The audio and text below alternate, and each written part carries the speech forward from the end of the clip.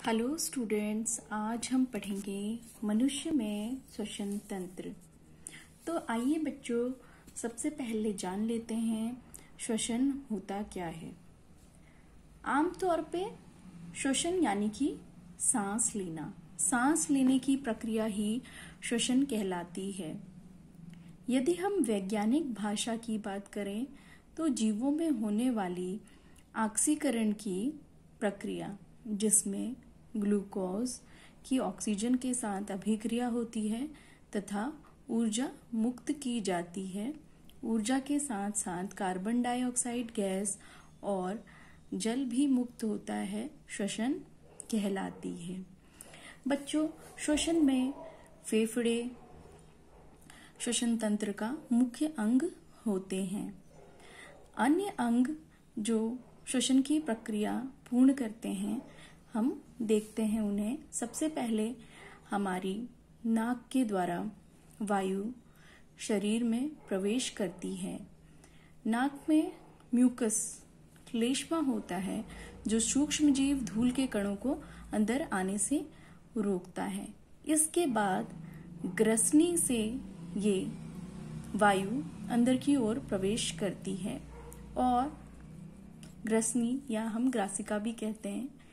आगे हमें एक ये बॉक्स नुमा संरचना मिलती है जिसे हम कंठ या वॉइस बॉक्स भी कहते हैं। अंग्रेजी में इसे लैरिंक्स कहा भी जाता है। इसका मुख्य काम ध्वनि का उत्पादन करना होता है, लेकिन श्वसन तंत्र में इसका कार्य यह है कि इसमें एक पत्तेनुमा संरचना होती है जिसे हम एपिग्लोटिस कहते हैं। वह भोजन और वायु को अलग कर देती है। यहाँ जो वायु आएगी वो श्वास नली में ही प्रवेश करेगी, तो कंठ यह कार्य बहुत अच्छे से करता है। इसके बाद बच्चों, ये श्वास नली है। ठीक, श्वास नली में 16 से लेके 20 इस तरह से रिंग्स होते हैं। ठीक है, रिंग्स दिखाई दे रहे हैं आपको श्वास नली में। तो ये जो रिंग्स होते हैं ये इसको सिकुड़ने से और चिपकने से बचाते हैं। श्वास नली आगे 2 भागों में बट जाती है जिनको हम श्वसनी कहते हैं, और श्वसनी से होते हुए वायु आगे श्वसनी बट रही है ना, तो ये श्वसनिका में बटती है और श्वसनिका आगे ये एक बॉल नुमा संरचना आपको दिखाई दे रही है, बॉल, तो कुपिकाओं में आगे वायु प्रवेश करती है। तो इस तरह जो वायु है वो हमारे शरीर में नाक से होते हुए कुपिकाओं तक आ जाती है तथा कुपिका से जो वायु है जिसमें ऑक्सीजन की मात्रा है वह हमारे खून में मिलती है, और खून से कार्बन डाइऑक्साइड शरीर के जो विभिन्न भागों से हमारा जो खून लेके आता है यहाँ तक कुपिकाओं तक, वह कार्बन डाइऑक्साइड यहाँ आ जाती है और ये वापस कार्बन डाइऑक्साइड हमारे नाक से बाहर निकल जाती है तथा जो वायु हमने अंदर ली है उसमें ऑक्सीजन कुपिकाओं तक पहुंचता है और कुपिकाओं से यह खून के द्वारा शरीर के विभिन्न भागों तक पहुंचता है तथा हर कोशिका तक पहुंचता है जहां ऑक्सीकरण की प्रक्रिया होती है और हमें ऊर्जा मिलती है। इस तरह श्वसन बहुत ही महत्वपूर्ण है। श्वसन ना हो तो हम जीवित नहीं रह सकते। चलिए आइए बच्चों, हम कुपिका को थोड़ा और डिटेल से पढ़ेंगे। कुपिकाओं में ये जो आपको बॉल नुमा संरचना दिख रही है कुपिकाओं में यह रक्त नलिकाएं होती हैं।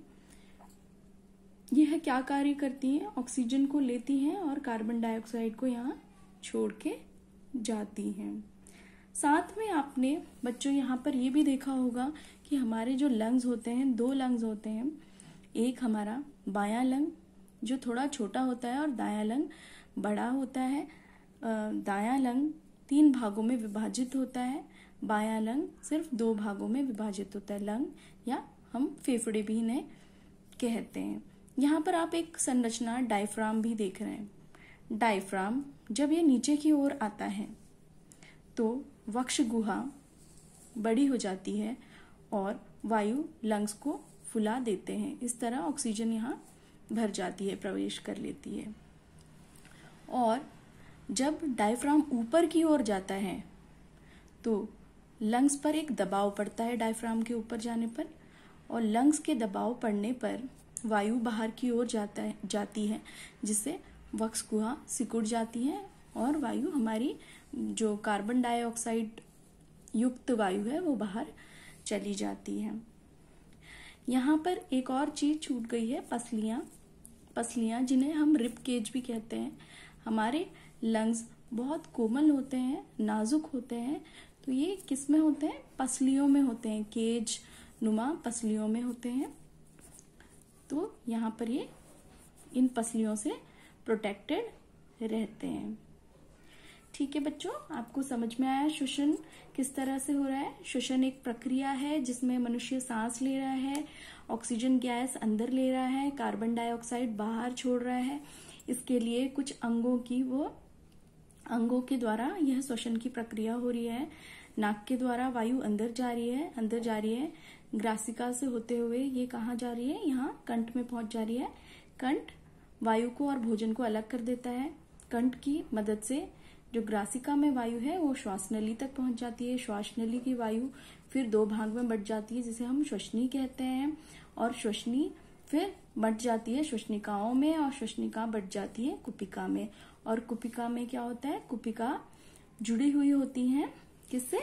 कुछ रक्त नलिकाओं से, जहां विनिमय होता है। ऑक्सीजन रक्त नलिकाओं तक पहुंच जाता है और रक्त नलिकाएं जो शरीर के विभिन्न भाग से कार्बन डाइऑक्साइड लाती हैं वो वापस कुपिका तक पहुंच जाता है। और कुपिकाएं फिर इन्हें श्वसन की प्रक्रिया में, जब हमारा डायफ्राम ऊपर की ओर जाता है, ऊपर की ओर जाने से फेफड़ों पे दबाव पड़ता है और कार्बन डाइऑक्साइड युक्त वायु बाहर चली जाती है। इस प्रकार मानव में श्वसन की प्रक्रिया पूरी हो जाती है।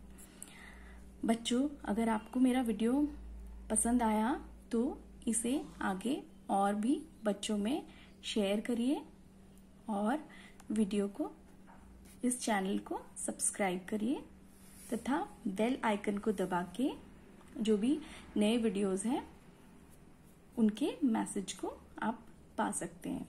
Thank you.